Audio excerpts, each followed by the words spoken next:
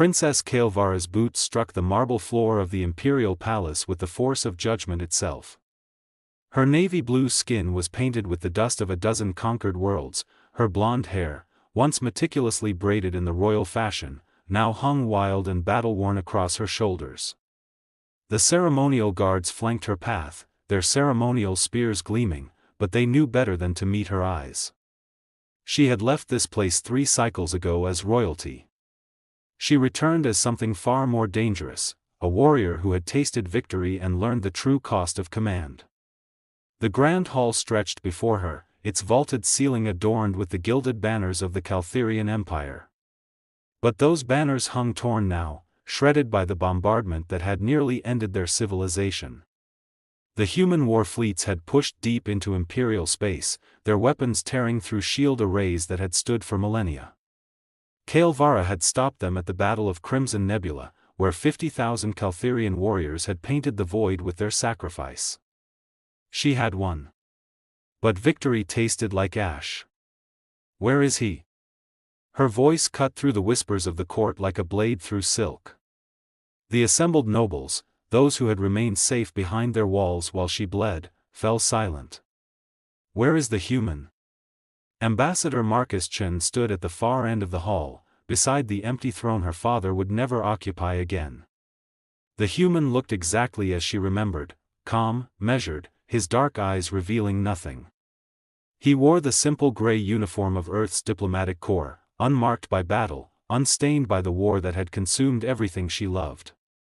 The whispers had reached her on the front lines, carried by supply ships and exhausted scouts. While she commanded the fleets, while she watched her warriors die in the nuclear fire of human weapons, Marcus Chen had remained here. Safe. Comfortable. And worse, far worse, intelligence reports suggested he had been in contact with Earth's command structure. Secret transmissions. Coded messages. The word traitor had never been spoken aloud in her presence, but she'd seen it in the eyes of her officers. Princess Kael'Vara. Marcus inclined his head, the gesture neither submissive nor defiant. Welcome home. Don't. The word cracked like a whip. Her hand moved to the plasma blade at her hip, the weapon that had carved through human battle armor and enemy commanders alike. Don't you dare welcome me anywhere, human. You who stayed behind while my people died. You who whispered in dark corners while I burned worlds to save this empire. The court held its collective breath. To draw a weapon in the grand hall was forbidden. To threaten an ambassador was an act of war. Kael'Vara didn't care.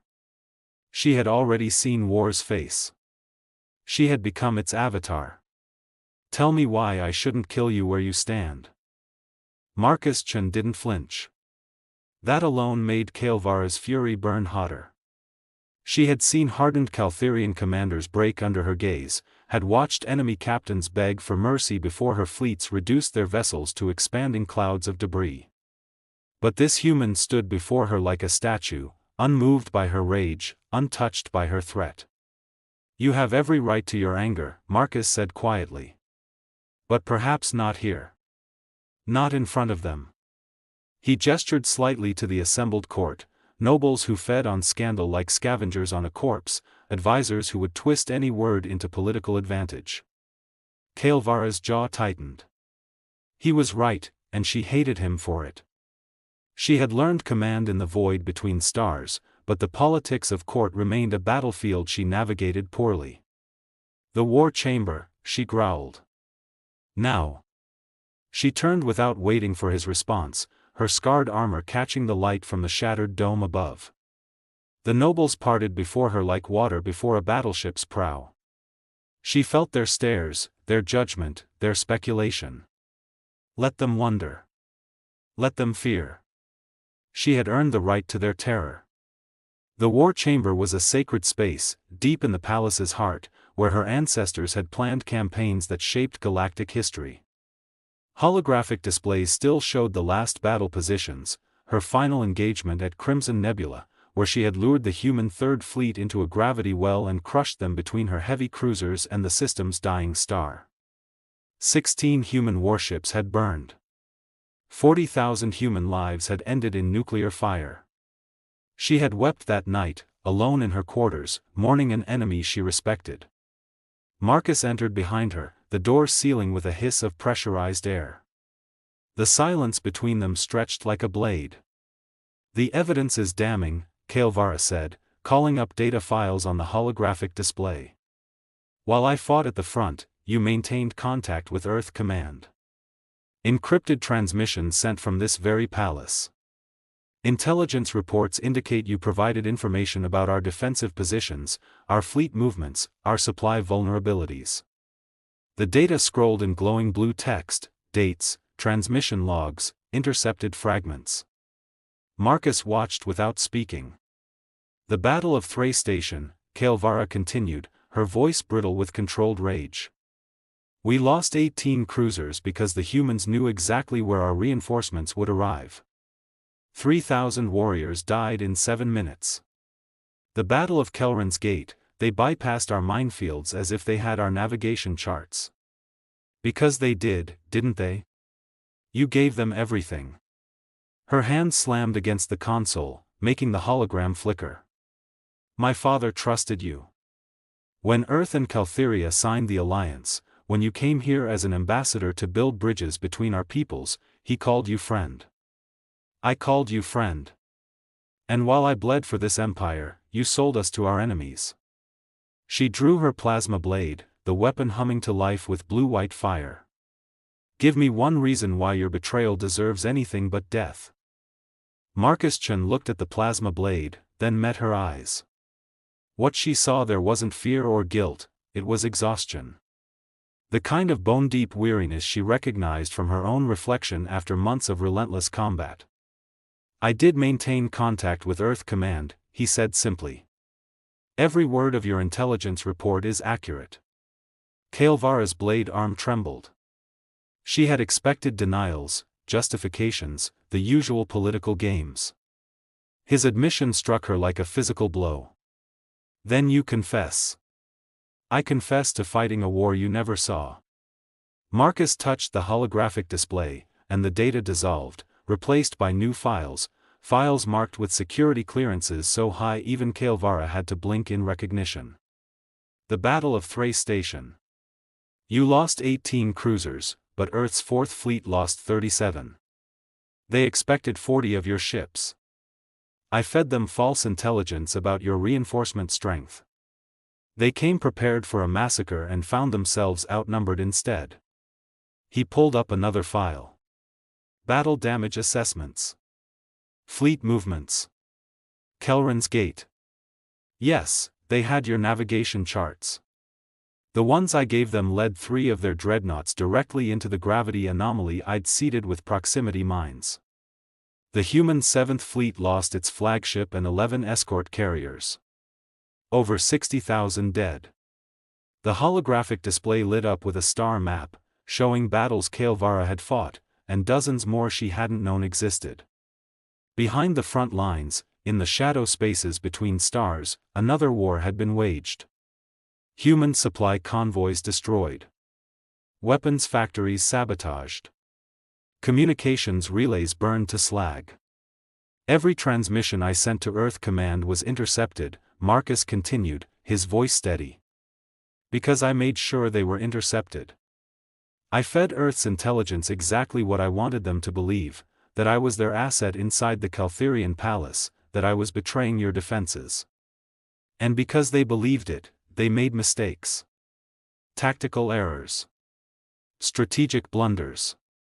Kael'vara's mind raced, reassembling the war she thought she knew. "The Crimson Nebula. You sent transmission data about our fleet positioning. I sent data showing you had 40 cruisers. You had 80. The human Third Fleet came expecting a fair fight and found a slaughter instead." Marcus's expression remained neutral, but something flickered in his eyes, pain, perhaps. 16 human ships burned. I watched the casualty reports. I knew the names of every captain who died in that fire. They were my people, and I killed them to save yours." The plasma blade wavered, its deadly light casting blue shadows across her navy blue skin. Why? You're human. Why betray your own kind? Because the war was wrong, Marcus said quietly. Earth's council wanted Caltherian territory, resources, power. They manufactured diplomatic incidents to justify aggression. Your father tried to prevent war through negotiation, through alliance. They assassinated him and blamed Caltherian extremists to give them their justification for invasion. Kael'Vara's breath caught. She had suspected, but never had proof. I stayed behind as a shadow warrior, Marcus continued. Operating without sanction, without support, burning my name and reputation to dismantle Earth's war machine from within. Every human fleet you defeated was weakened first by sabotage I orchestrated. Every supply line you cut was already strangled by my operations. You won the visible war, Princess. I won the invisible one. The plasma blade deactivated with a soft hiss, but Kael'Vara didn't lower it. Her mind churned through implications, reassessing every battle, every casualty, every moment she had cursed Marcus Chen's name while her warriors died. Prove it, she whispered. Prove you're not spinning lies to save yourself. Marcus manipulated the holographic display, pulling up classified files that shouldn't have existed. Operation Midnight Sunday. I infiltrated Earth's weapons research facility on Europa's dark side. They were developing quantum displacement bombs, weapons that could atomize a planet's core from orbit. I destroyed the facility and made it look like a reactor malfunction. 300 scientists died. I killed them myself with plasma charges in the coolant system. The hologram showed the explosion, a small moon's worth of ice vaporizing in brilliant light. The Battle of Outer Rim, he continued. You wondered why the human Fifth Fleet arrived 6 hours late to the engagement. I corrupted their navigation computers with a virus that had been sleeping in their systems for 2 years. By the time they arrived, you'd already evacuated the civilian population centers. 40 million Caltherian lives saved because Earth's admirals couldn't find their targets. Image after image. Battle after battle. Behind every victory Kael'Vara had won with blood and strategy, Marcus had been working in the darkness, sabotaging, misleading, killing his own people to give her the advantage she needed. The supply depot at Arcturus Station, Kael'Vara said slowly, remembering. We destroyed it with a surgical strike. Intelligence said it would be lightly defended. It was lightly defended because I convinced Earth Command to redeploy its garrison to defend a base that didn't exist. When you struck Arcturus, its warehouses full of weapons and ammunition went up like a star-going supernova. Earth lost enough military supplies to prosecute the war for another 5 years. Marcus's voice remained level, but Kael'Vara heard the weight beneath it. 1,500 human logistics personnel died in that fire. I had worked with some of them during my time in Earth's diplomatic corps. I attended their children's birthday parties. Stop. Kael'Vara's hand rose, her navy blue skin seeming darker in the holographic light. You want me to believe you became a monster for my people? I became a monster to end a war, Marcus corrected.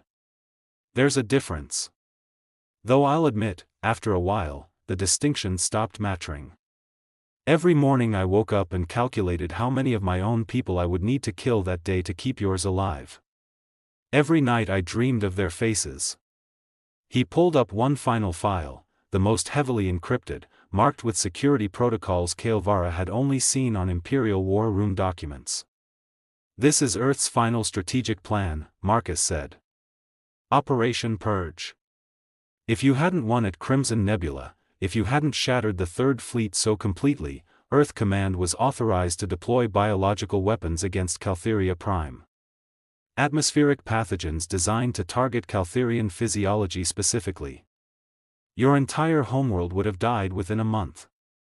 The hologram showed the horror in clinical detail: infection vectors, mortality projections, extinction timelines. I sabotaged the bioweapon research myself. Introduced a genetic flaw that made the pathogens unstable. When Earth Command activated them during your siege of Crimson Nebula, hoping to force your surrender, the weapons degraded in transit. The containers arrived empty. Marcus's eyes met hers, and she saw something that looked like damnation in their depths. But I couldn't stop it completely. 17 colony worlds were hit before the pathogens broke down. 70 million Caltherians died anyway. Kael'vara turned away from the holographic display, unable to bear the weight of the numbers. 70 million. She had mourned the thousands who had died under her command, had carried their names like stones in her heart. She hadn't known how many more Marcus had been unable to save. "You should have told me," she said, her voice raw. "You should have." "Told you what?" Marcus's tone sharpened. "That I was committing treason against my own species? That I was operating a black operations campaign without sanction or oversight? If Earth Command had discovered what I was doing, they would have executed me as a traitor. If your own intelligence services had known, they would have reported it to your war council, and the information would have leaked." Operational security demanded silence. "Always.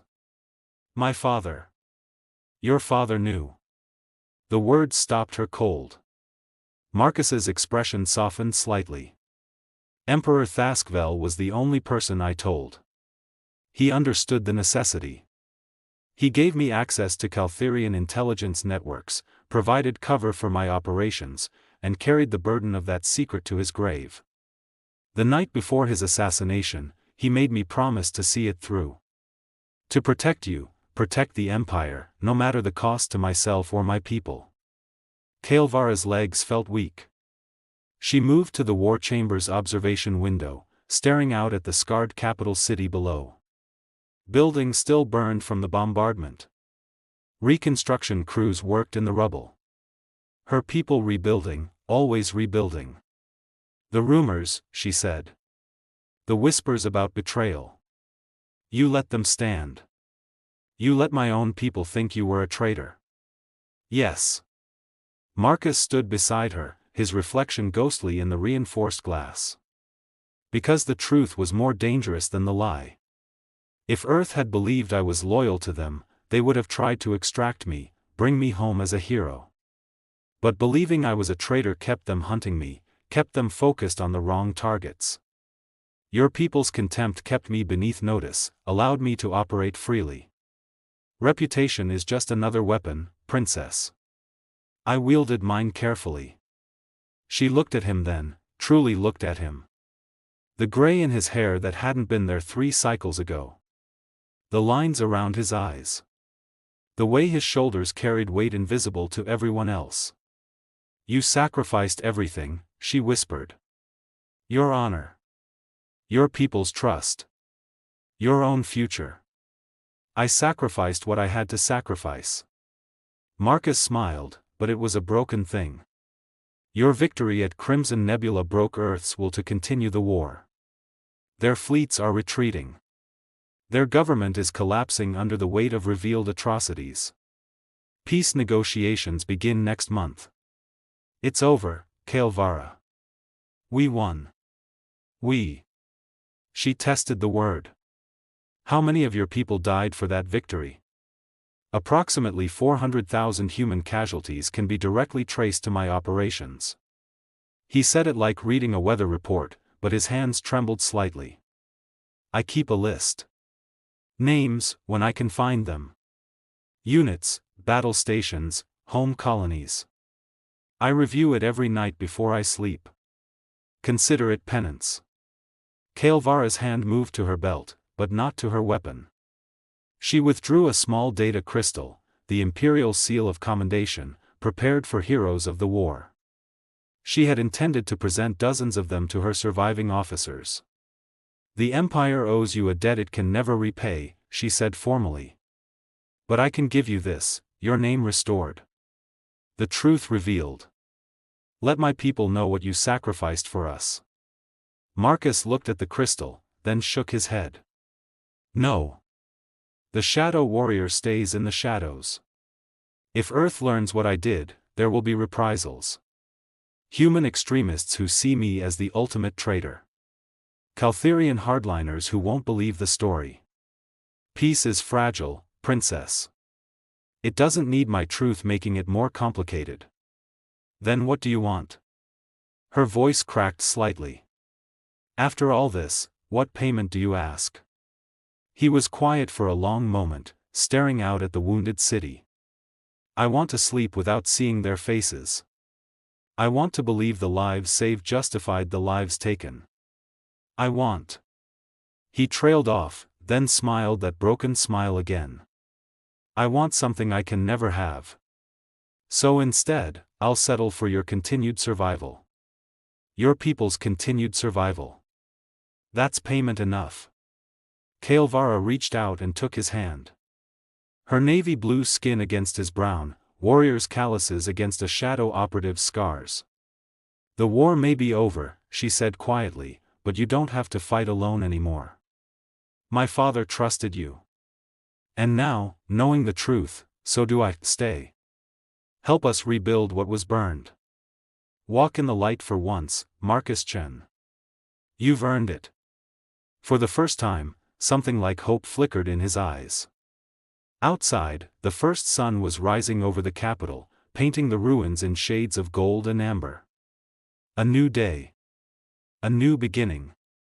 And for two warriors who had fought different wars for the